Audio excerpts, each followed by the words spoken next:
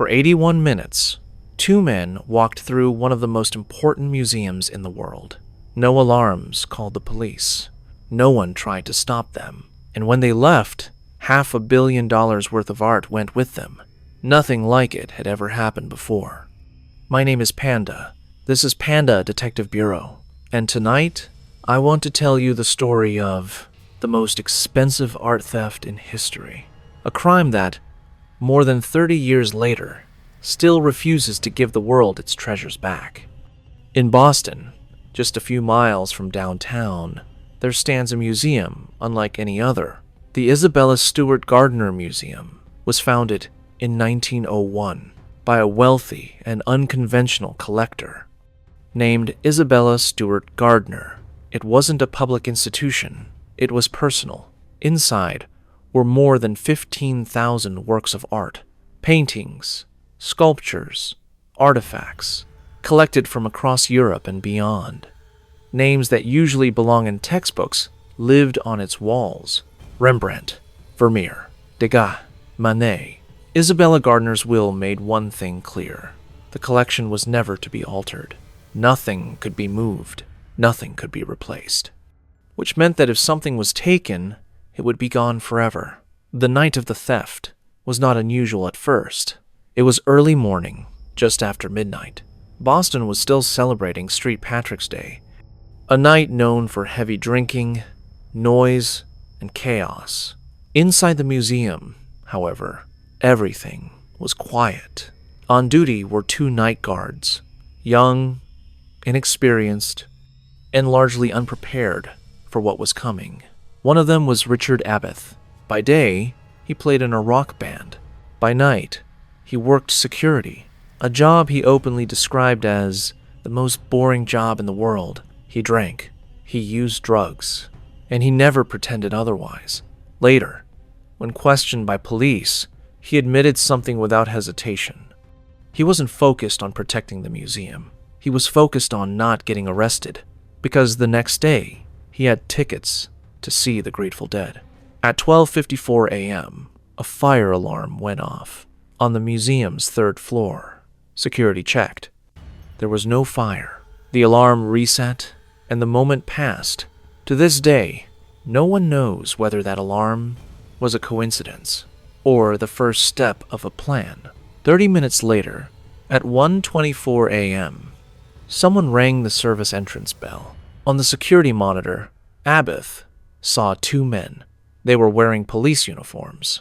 They told him they were responding to a disturbance call. Given the night, the drinking, the crowds, the chaos, it didn't seem impossible. Against museum rules, which clearly stated that no one was allowed inside after hours, not even police. Abbott opened the door. Once inside, the officers told Abbott they recognized him and needed to check his ID. When he stepped away from the security desk, he left behind something crucial, a silent alarm button that would have immediately alerted real police. He never pressed it. Within seconds, the men pushed him against the wall and handcuffed him. When the second guard arrived, the same thing happened to him. That was when the men finally said it. "This is a robbery." Neither guard resisted. One of them later summed it up perfectly. "They don't pay me enough to get hurt. The guards were blindfolded, taped, and locked in the basement. For the next 81 minutes, the thieves moved freely. Motion sensors triggered alarms, but the alarms only rang inside the museum. The thieves found the speakers and smashed them. No signal went out. No police were called. They knew exactly what they were doing. When they left at 2:45 a.m., they took 13 works of art. Among them, 3 paintings by Rembrandt, including The Storm on the Sea of Galilee, 1 Vermeer, The Concert, works by Degas, Manet, and Flink, a Chinese bronze vessel, a small French bronze eagle finial. Together, their estimated value exceeded $500 million. Some of the most valuable artworks in human history, gone. When the museum opened later that morning, no one noticed anything was wrong. The front desk staff arrived as usual. The lights came on, the courtyard filled with daylight. Everything looked normal until someone reached the Dutch room, where masterpieces had once hung. There was nothing, just empty spaces. Frames still attached to the walls, their canvases sliced out with a blade. The cuts were rough, uneven, not the work of a careful conservator, not the work of someone who respected art. It looked violent, almost impatient.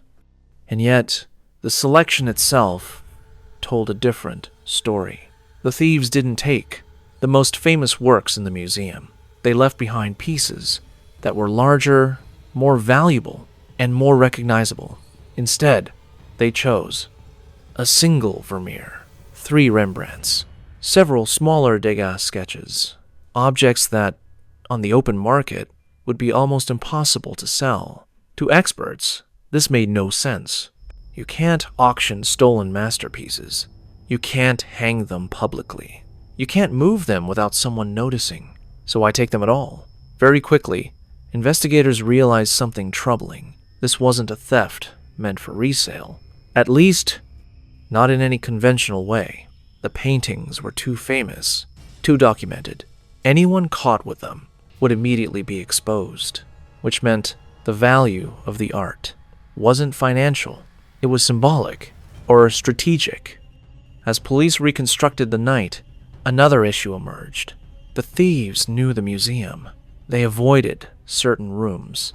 They ignored obvious targets. They navigated the building without hesitation.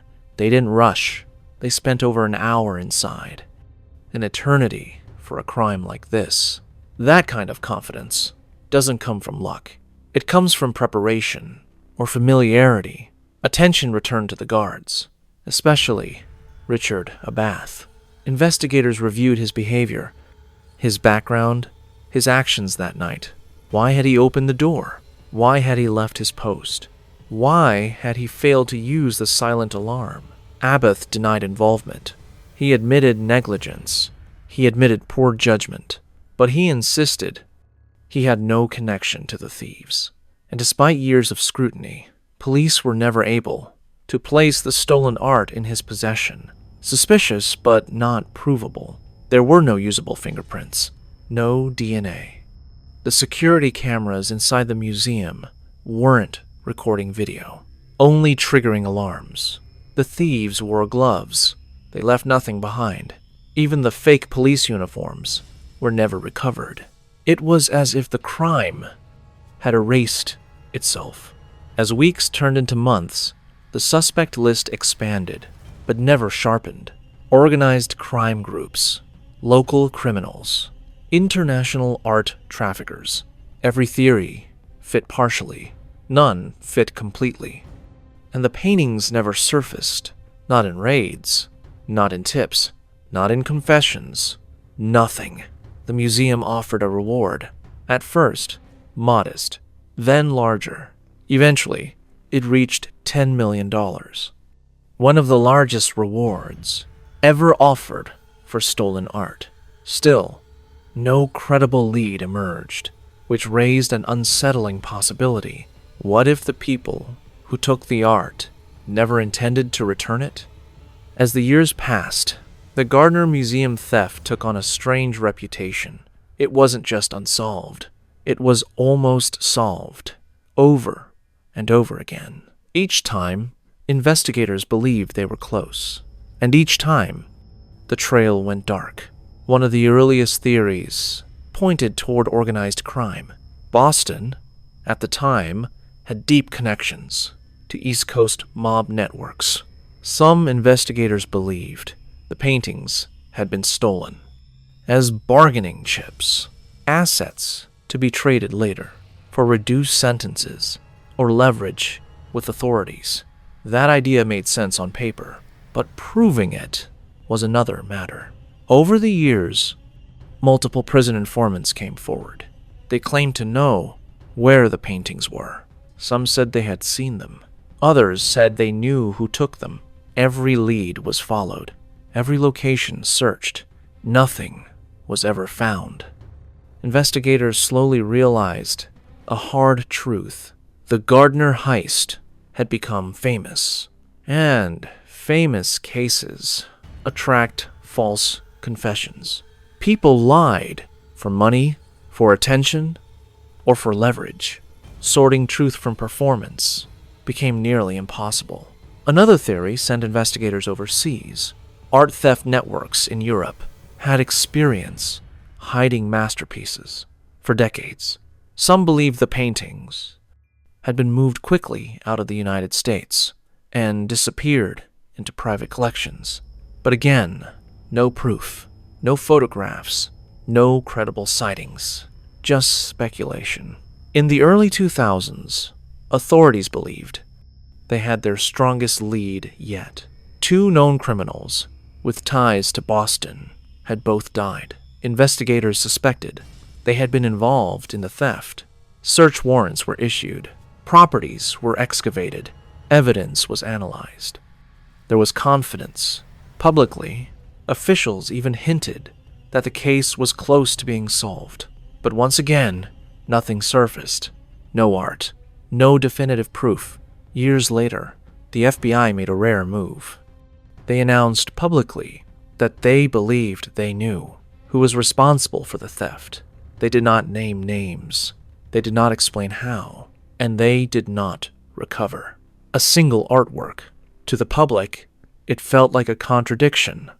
How can a case be solved if nothing is found?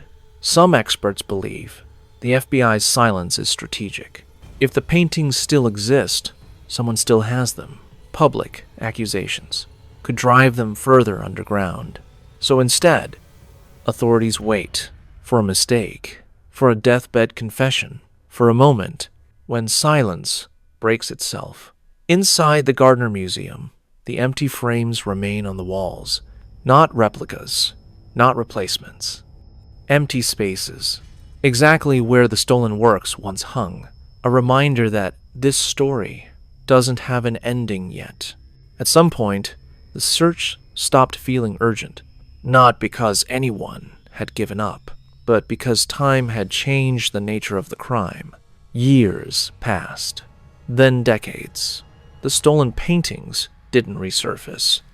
Not privately, not publicly. They didn't become legends passed between collectors. They simply vanished. Normally, stolen art loses value. Once a piece becomes too famous, it becomes too dangerous to move. But the Gardner paintings are different. Because they were never recovered, their value didn't collapse. It grew. Today, experts estimate the missing works are worth over $1 billion. Not because they can be sold, but because they still exist somewhere. Or at least, we assume they do. Canvas doesn't last forever. Paintings require care, climate control, restoration. Left in a basement or buried underground, they would deteriorate. Which leads to a troubling question. If the paintings are still intact, someone has been taking care of them, quietly, carefully, for decades. Another reality is harder to ignore. If the thieves were in their 30s at the time of the heist, they would now be in their 60s. Some may already be dead. Every year that passes reduces the number of people who can explain what happened. And with each death, the case grows quieter. Most museums would replace the stolen art. Commission replicas fill the gaps. The Gardner Museum refused. The empty frames remain, not as decoration, but as intention. They signal that the story isn't over, that the museum is still waiting. Every few years, a rumor surfaces, a supposed sighting, a whispered deal.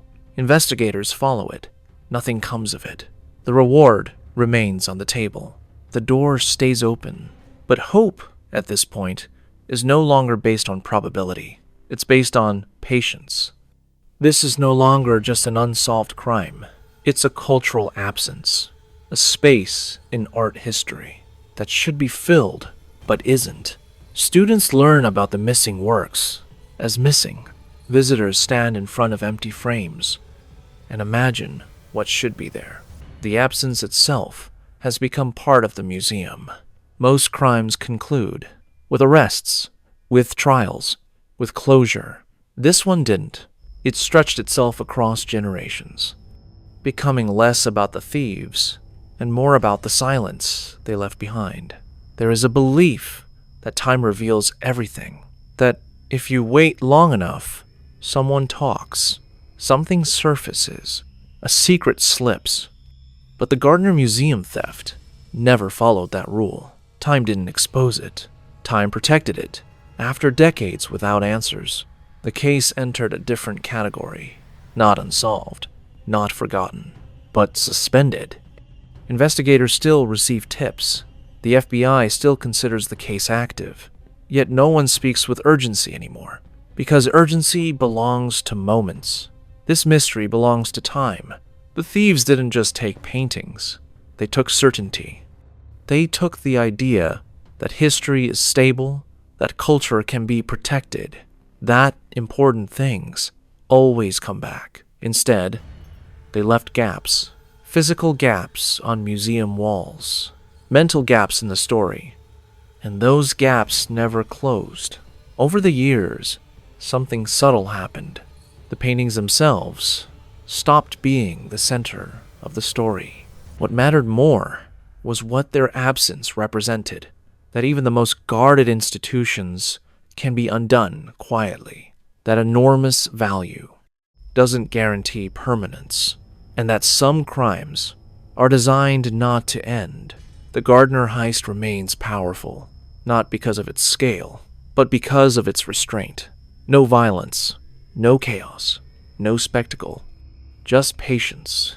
A crime that relied on time to do most of the work, and time has done it well. Visitors still walk through the museum. They stop, they stare, not at art, but at what should be there. And in that moment, they participate in the mystery. They imagine the paintings. They imagine the night. They imagine the people who know the truth. And then they leave, without answers, just like everyone else. Most mysteries promise resolution. This one never did. It simply waited to see how long the world would keep asking. And so far, the world still is. This has been Panda Detective Bureau. Thank you for listening carefully, not just to what was taken, but to what was never returned. Some stories don't end. They remain, quietly. Until next time.